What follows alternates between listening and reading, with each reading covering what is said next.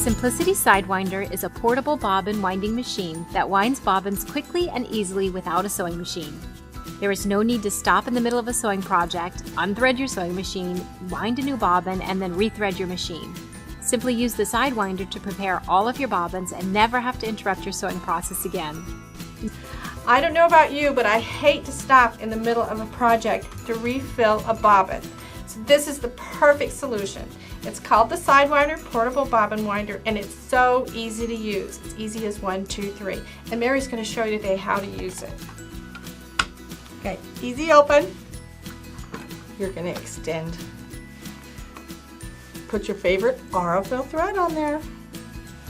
You've got to pop it through a little eyelet thing here around your tension knob. Let's get started here. Ooh, not too bad. Okay, so I've threaded my bobbin. I'm gonna put it on. The little toggle comes over. There's a green button, push. So simple. This is great for when you're traveling. On the bottom there's a little slot for 2 AA batteries, or you can also plug it into the wall. The SideWinder uses spools, but if you'd like to use cones, what happens is that long armors will often buy these big cones of thread, and you can see based on this little thing here, if I start this machine, I mean this weighs more than the machine itself, so it's going to be shaking around, and that's not going to give you the good tension that you want on your bobbin. So what I tend to do is get a thread spool adapter. They sell these pretty much everywhere at your fabric stores, and I'm actually missing one stick. It has another metal pole like this, but that's a lot taller. And so you put it on one and then you put the thread through the other thing so that it can feed into your machine nicely for a regular sewing machine.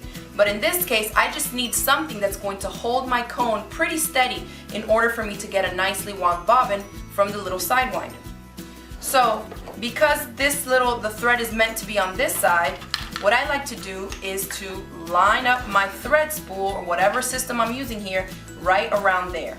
Then I just follow the arrows on the SideWinder that are telling me where the thread needs to go around this little tension assembly here, and then it's showing me in this direction. There's an arrow telling me that it needs to go this way around the bobbin.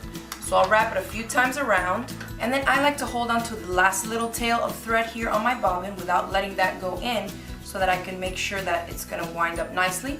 Then you just press the green button and it'll pull the thread from your hand and continue winding. And you can see here that my big cone is just going through nicely. And you let it do that until it finishes winding, and you'll have a nicely wound bobbin. Now I have to wind another one for the quilt that I'm working on, so I'll go ahead and give you even another tip. Put your bobbin in here, and if you don't have this thread cone adapter thing, just place your cone next to it. And you can really do this with anything that you can put in there. But I'm gonna load my little SideWinder again, go around the tension assembly, and then a few times on my bobbin. I'm gonna press the button to start it, and you can just hold the SideWinder there so that this doesn't move around too much on you. But what happens is the side of the SideWinder is holding the cone steady, and you can see it works this way just as well. Now something else, if you see that it's too tight, or maybe it's not pulling the thread from your cone, you may want to loosen this tension up on here. A lot of people don't know that if this might come really tight down. Let me see if I put it tight. You can see it's not pulling the thread because it won't let the thread feed in between these tension discs. So if you loosen it up, there it goes. Now let me set this there so it can go automatically. And that's all there is to it.